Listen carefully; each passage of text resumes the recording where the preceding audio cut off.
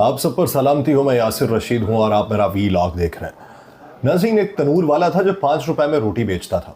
उसे रोटी की कीमत में इजाफा करना था, लेकिन बादशाह की इजाज़त के बगैर कोई उसकी कीमत नहीं बढ़ा सकता था। तो वो बादशाह के पास गया और कहने लगा कि बादशाह सलामत, मुझे रोटी के 10 रुपए करने हैं। बादशाह ने कहा, तू मेरा जान पहचान वाला है, 30 की कर दे। तनूरी ने कहा कि बादशाह सलामत, इससे शोर मच जाएगा। बादशाह ने कहा, उसकी फिक्र ना कर, वो तो मुझ पर छोड़ दे, मेरे बादशाह होने का क्या फ़ायदा, तुम अपना मुनाफा देखो और रोटी 30 रुपए की कर दो। अगले दिन उसने रोटी की कीमत 30 रुपए कर दी। शहर में कोहराम मच गया। लोग बादशाह के पास पहुंचे और शिकायत की कि तनूर वाला जुल्म कर रहा है, 30 रुपए की रोटी बेच रहा है। बादशाह ने अपने सिपाहियों से कहा कि मेरे दरबार में तनूरी को पेश किया जाए। वो जैसे ही दरबार में पेश हुआ, बादशाह ने तैश में आके कहा कि तुमने मुझसे पूछे बगैर कीमत कैसे बढ़ा दी, यह रियाया मेरी है, लोगों को भूखा मारना चाहते हो। बादशाह ने तनूरी को हुक्म दिया कि तुम कल से आधी कीमत पे रोटी बेचोगे, वरना तुम्हारा सर कलम कर दिया जाएगा। बादशाह का हुक्म सुन के अवाम ने ऊंची आवाज में कहा कि बादशाह सलामत जिंदाबाद। अगले दिन से 30 की बजाय रोटी 15 में बिकने लगी। इसी तरीके से पाकिस्तान में सियासत चलती आई है। इसी तरीके से आवाज़ लगाई जाती रही, हमारा खून निचोड़ा जाता रहा, खून की मिकदार कम होने लगी, फिर पसीना बहाना भी लोगों ने छोड़ दिया और यूं हुआ कि जिस्म पिंजर होने लगे। तो बताया जाने लगा कि आधी कीमत पे तुम्हें नई हुकूमत दी जाएगी। वो नई हुकूमत आती है, वो हमें फिर से निचोड़ने लगती है। एतबार साजिद का लिखा हुआ है कि बंद दरीचे, सूनी गलियां, अनदेखे अनजाने लोग, किस नगरी में आ निकले हैं साजिद हम दीवाने लोग।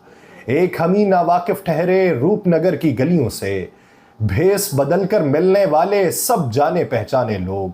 सुना है उसके अहदे वफा में हवा भी मुफ्त नहीं मिलती, इन गलियों में हर हर सांस पे भरते हैं जुर्माने लोग। पाकिस्तान की मौजूदा सूरत हाल में आज एक अहम डेवलपमेंट हुई। इस्लामाबाद हाई कोर्ट ने 3 MPO के तहत डिप्टी कमिश्नर की गिरफ्तारी के इख्तियारात को गैर कानूनी करार दे दिया। पाकिस्तान तहरीक इंसाफ के रहनुमा शहरियार अफरीदी और शानदाना गुलजार की 3 MPO के तहत गिरफ्तारी से केस की समाअत इस्लामाबाद हाई कोर्ट के अंदर आज हुई है। इस्लामाबाद हाई कोर्ट के जस्टिस बाबर सत्तार ने शहरियार अफरीदी और शानदाना गुलजार की MPO ऑर्डर के खिलाफ दरखास्तें मंजूर करते हुए पहले से महफूज शुदा फैसला सुनाया। अदालत ने कहा है कि डिप्टी कमिश्नर इस्लामाबाद के पास 3 MPO जारी करने का इख्तियार नहीं है। 3 MPO का इख्तियार सिर्फ वफाकी काबीना के पास होना चाहिए, डिप्टी कमिश्नर के पास नहीं। इस्लामाबाद हाई कोर्ट ने 3 MPO के 1980 के कानून के सेक्शन 18 को गैर कानूनी करार देते हुए शहरियार अफरीदी और शानदाना गुलजार की दरखास्त को निपटा दिया। अब ये इस्लामाबाद हाई कोर्ट का फैसला है, तो दीगर शहरों के अंदर जो 3 MPO के तहत गिरफ्तारियां हैं, क्या उनको भी कलअदम करार देने के लिए कोई पेशरफ्त होगी? क्या उस हवाले से दरखास्तें दायर की जाएंगी? मंजरनामा किसी न किसी हद तक बदलता हुआ दिखाई दे रहा है और मंजरनामे के पीछे जो हकायक मंजर आम पे आ रहे हैं, उसी से दीगर जमातों की इस वक्त चीखें सुनाई दे रही हैं, जिसमें शहबाज शरीफ साहब बात कर रहे हैं बल्ले के हवाले से, वो बात कर रहे हैं इलेक्शन कमीशन के इख्तियार के हवाले से, मौलाना फजलुर रहमान बात कर रहे हैं इलेक्शन ना होने के हवाले से। वो ये कहते हैं कि मेरा अगर कोई कारकुन जख्मी हुआ तो जिम्मेदार चीफ जस्टिस और इलेक्शन कमिश्नर होंगे।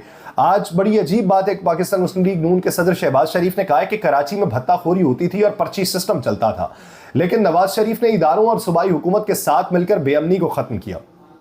पहले उनका बयान सुने और फिर बयान जिस मौके पर दिया गया है वो सुनाऊंगा तो शायद हंसी निकल आए। शहबाज शरीफ साहब ने कहा कि कराची रोशनियों का शहर है, उसकी अपनी तारीख है, करोड़ों लोग कराची में मेहनत करते हैं और यहां से अरबों डॉलर कमाए जाते हैं। ये शहर पाकिस्तान का गेटवे कहलाता है, यहां से लाखों लोगों को रोजगार मिलता है। कराची के सनतकार, ताजिर और सरमायाकार हलाल की कमाई से टैक्स अदा करते हैं। उन्होंने ये भी कहा कि कराची में भत्ताखोरी होती थी और पर्ची सिस्टम चलता था। अजीम सनतकार इस शहर को खुदा हाफिज कह रहे थे। 1993 में कराची का अमन तबाह हो चुका था, लेकिन नवाज शरीफ ने कानून नाफिज करने वाले इदारों और सूबाई हुकूमत के साथ मिलकर बेअमनी को खत्म किया। ये सुनहरी कारनामा तारीख में याद रखा जाएगा। इससे शहर में भत्ताखोरी और पर्ची सिस्टम खत्म हो गया, रोजगार और कारोबार का पहिया तेजी से घूमना शुरू हो गया। किस मौके पर गुफ्तगू हुई है? जब MQM के साथ सीट एडजस्टमेंट के हवाले से बात चल रही है।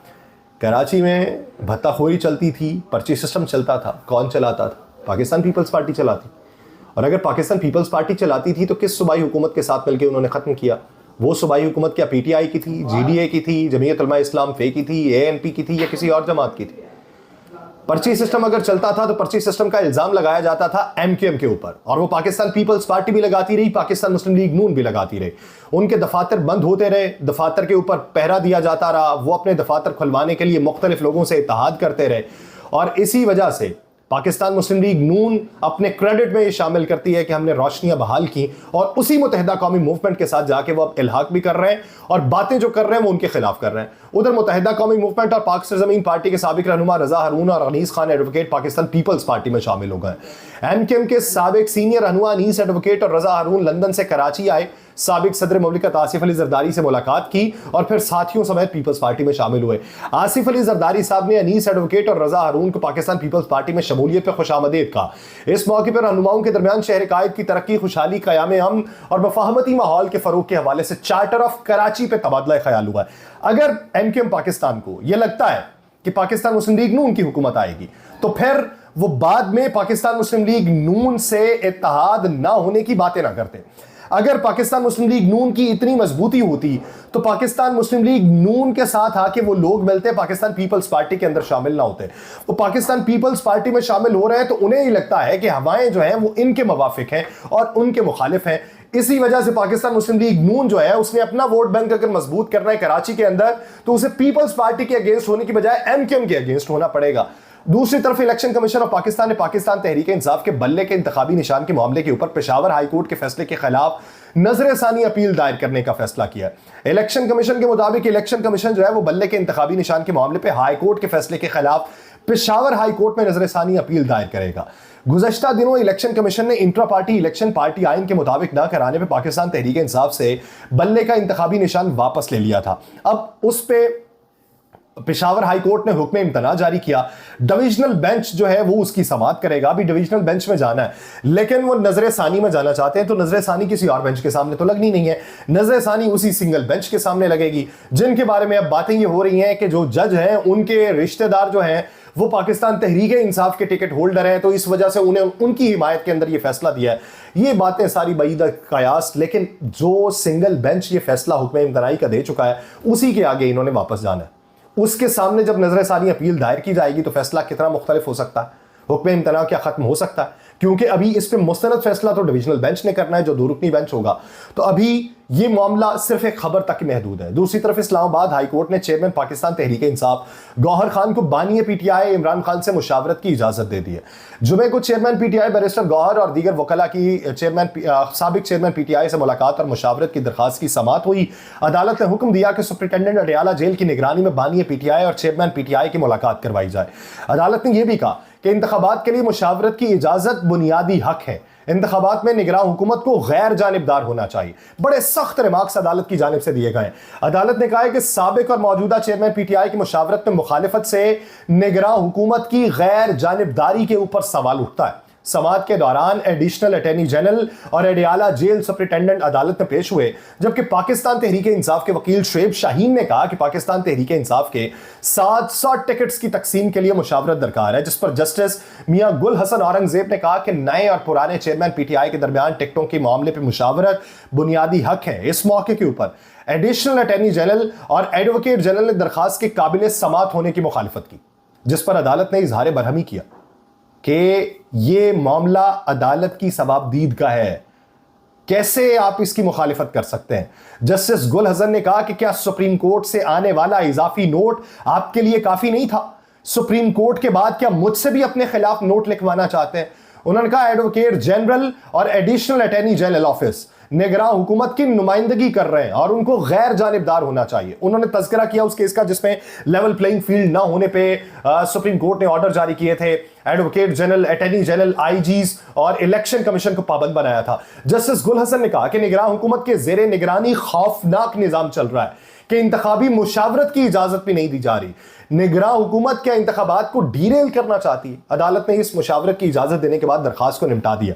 अब पाकिस्तान तहरीक इंसाफ किस हद तक आगे बढ़ सकती है और पाकिस्तान मुस्लिम लीग नून, जमीयत उलमा इस्लाम फे और दीगर जमातों को इस हवाले से क्या इबहाम है? हवाओं का रुख तब्दील हो चुका है, इसको लेके किस हद तक तेजियां दिखाई दे रही हैं? 2 दिन का सकूत था और वो जो जमूत टूटा है वो उस वजह से टूटा कि खबर ये आई कि चेयरमैन सेनेट ने सदर ममलिकत से मुलाकात की। उस दिन मुलाकात की जिस दिन सदर ममलिकत कागजात नामजदगी की जांच पड़ताल और स्क्रूटनी का अमल और उसकी जमा होने के ऊपर कुछ बातें कर रहे थे, तो ऐसे में वो मुलाकात हुई और ऐसे में इधर से चीखें बुलंद होना शुरू हो गई। अब देखिए कि आने वाले दिनों में मंजरनामा किसके हक में होता है, लेकिन बसात हमेशा एक सी नहीं रहती, मोरे तब्दील होते रहते हैं, जगह तब्दील होती रहती है। ये पड़ाव है, पड़ाव से आगे कौन कौन से मुसाफिर निकलेंगे वक्त बताएगा। मुझे दीजिए इजाज़त, अल्लाह निगहबान।